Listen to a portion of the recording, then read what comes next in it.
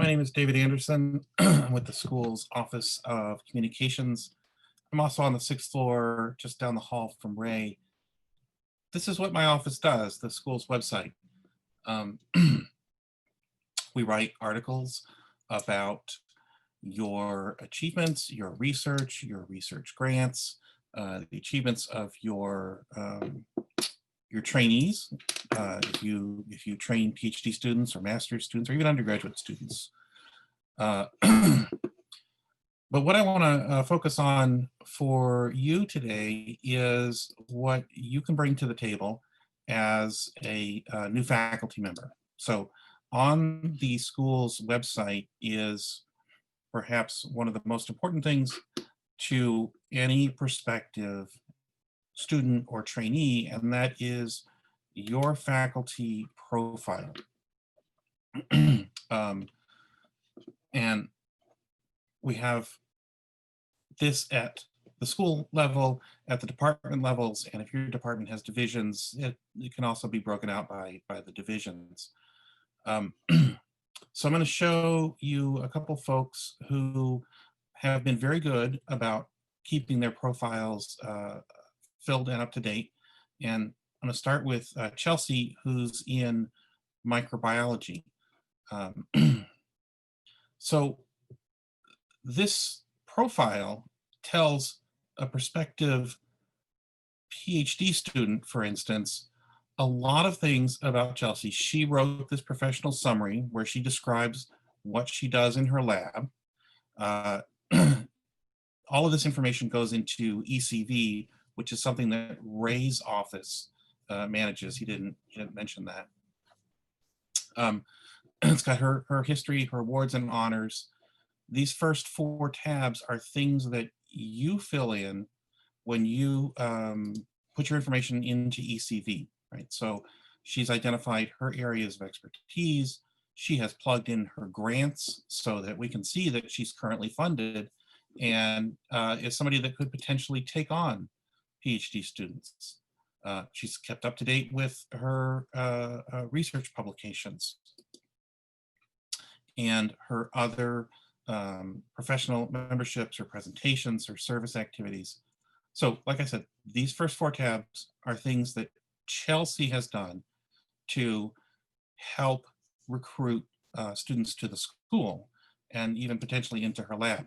This last tab is something that we've done. We've written so far since she's been here, when she joined in 2018, we've written 3 articles that have included her in some capacity. And so we tagged those articles, they show up on her faculty profile.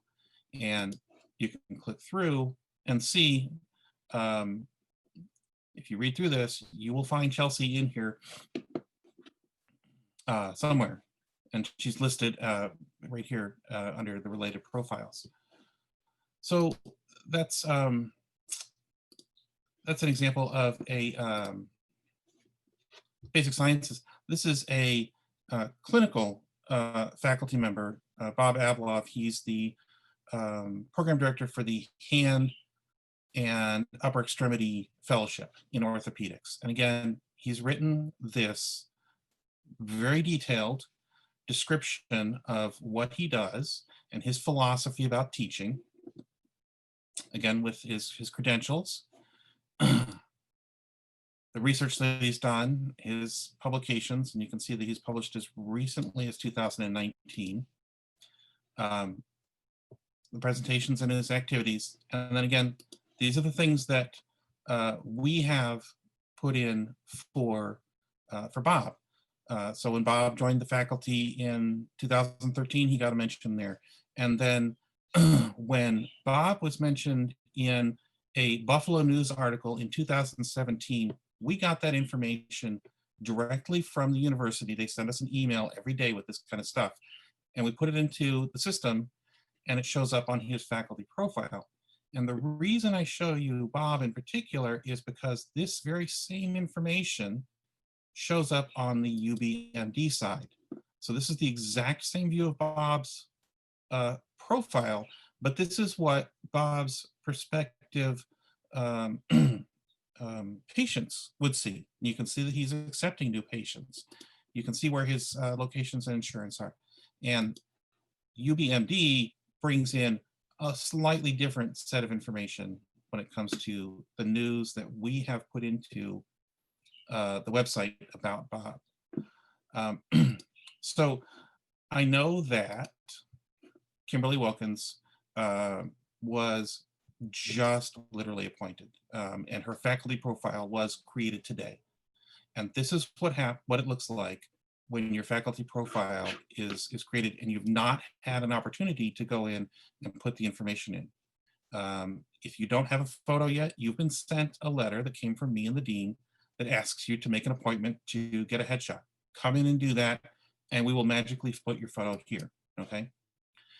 This is what Kimberly looks like right now in the Department of Family Medicine's listing of faculty. You'll see Christopher Barrick also is missing information. So in terms of the department, this affects the prospective residents' impression of the department itself. Prospective residents want to know as much as they can about the people that they're going to train with. And Kimberly's not yet listed on UBMD, but when she is, that information that doesn't appear here also does not appear on the UBMD site. So my request for you is to help yourself by completing your faculty profile as soon as you can. And there's a little login button on your faculty profile for getting access to that. You click on that and it'll take you to a login screen. It'll ask for your UB username, and you may need to contact Ray about the specific password that's used in this system. But I want you to do this as soon as you can and schedule your headshot as soon as you can. And that'll help us help you.